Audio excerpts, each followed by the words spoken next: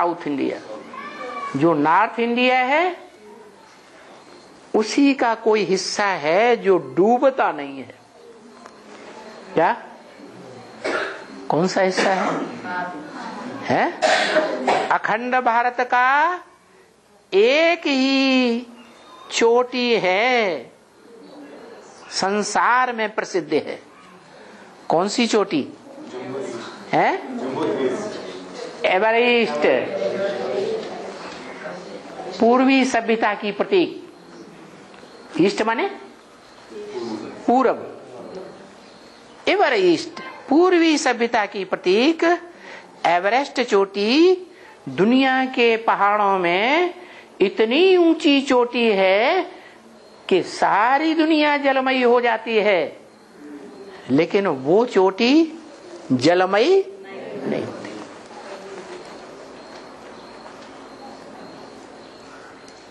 तो वो कहां है? नॉर्थ इंडिया में या साउथ इंडिया में है? North India. इसीलिए बताया, ब्रह्म वाक्य मुरली में है कि जब सारी दुनिया विकारों की दलदल में अच्छी तरह डूब जाती है, क्या सिर्फ चोटी बचती है, तो बताओ कौन सी चोटी होगी? है वही ब्राह्मण चोटी। क्या? ब्राह्मणों में जो चोटी का पार्ट बजाने वाला ब्राह्मण, सबसे ऊंची स्टेज, वो चोटी का ब्राह्मण बचता है जब ज्ञान की जलमयी होती है सारे संसार में। क्या? ज्ञान की जलमयी में सारा संसार डूब मरता है। अरे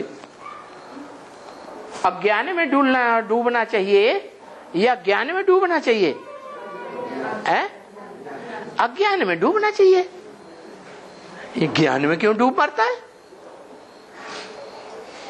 इसलिए कि जब बाढ़ आती है दुनिया में कहीं भी जल की, तो उसमें क्या मिक्स हो जाता है? मिट्टी।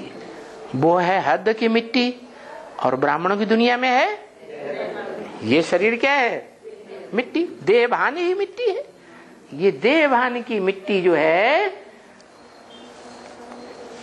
वो सारी दुनिया में जलमयी में मिक्स हो जाती है। और जब ऐसी बाढ़ आती है दुनिया में जिसमें भयंकर मिट्टी मिली हुई है, तो सब प्राणी अंधे हो जाएंगे या सोझरे रहेंगे?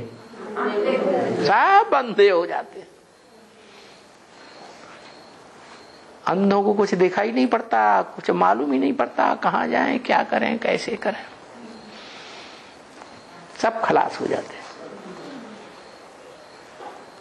ऐसे दिखाते हैं ना शास्त्रों में। जलमयी हो गई।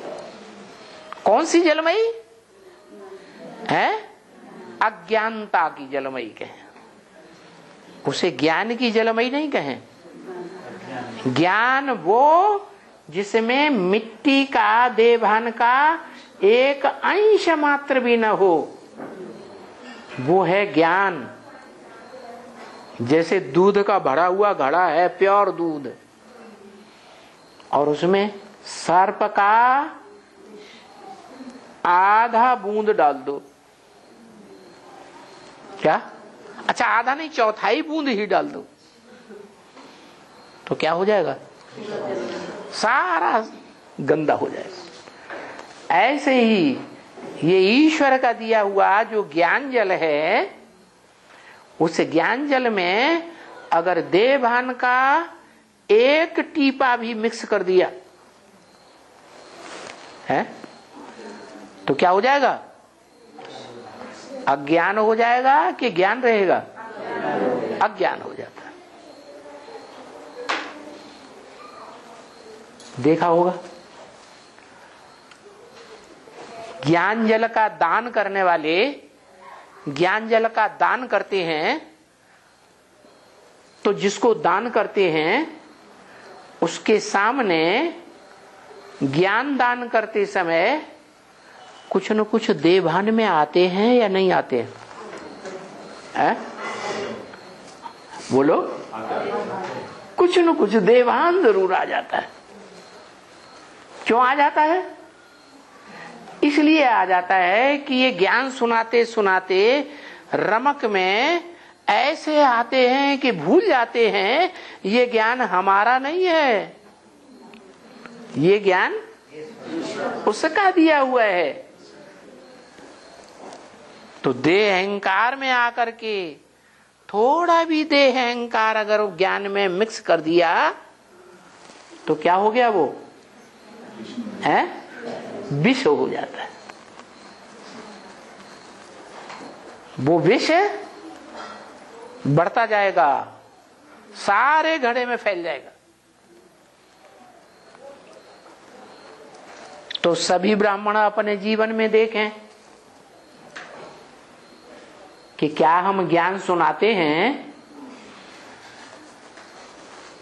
तो आंखें कभी तुर्स होती हैं या नहीं होती हैं? अगर जिज्ञासु कुछ अपोजिशन करता है तो प्रश्न के ऊपर प्रश्न करता है तो आंखों में तुर्सपन आता है, देभान आता है या नहीं आता है? आता है। बस समझ लो, देभान का ज्ञान मिक्स किया या नहीं किया है? देभान का ज्ञान मिक्स हो गया। वो मिक्सरिटी जो है वो ईश्वर का ज्ञान नहीं रहा। अरे उसकी दी हुई चीज और उसे हमने अपना बना लिया।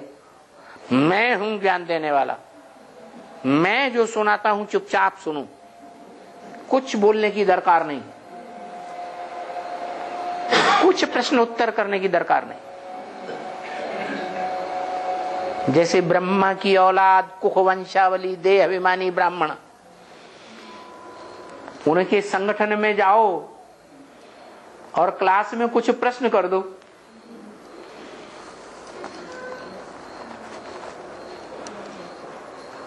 तो तुम्हारे प्रश्न का जवाब देंगे? हैं? बजाय जवाब देने के और ही आंखें लाल पीली करने, शंकर पार्टी उठो यहां से, चलो।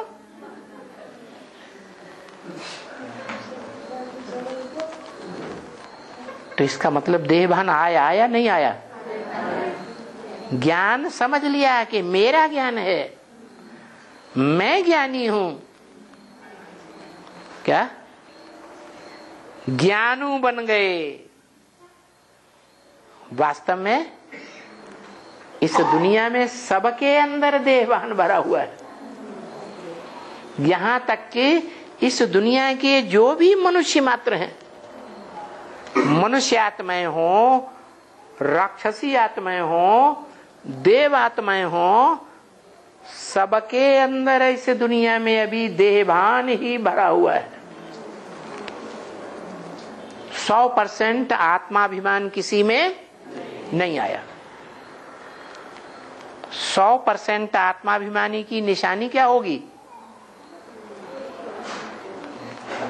अरे कोई निशानी बता दी है? हैं?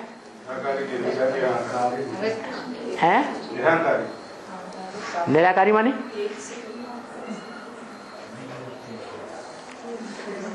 निशानी बता दी, इच्छा मात्रम अविद्या। कोई भी इच्छा नहीं रहेगी, माना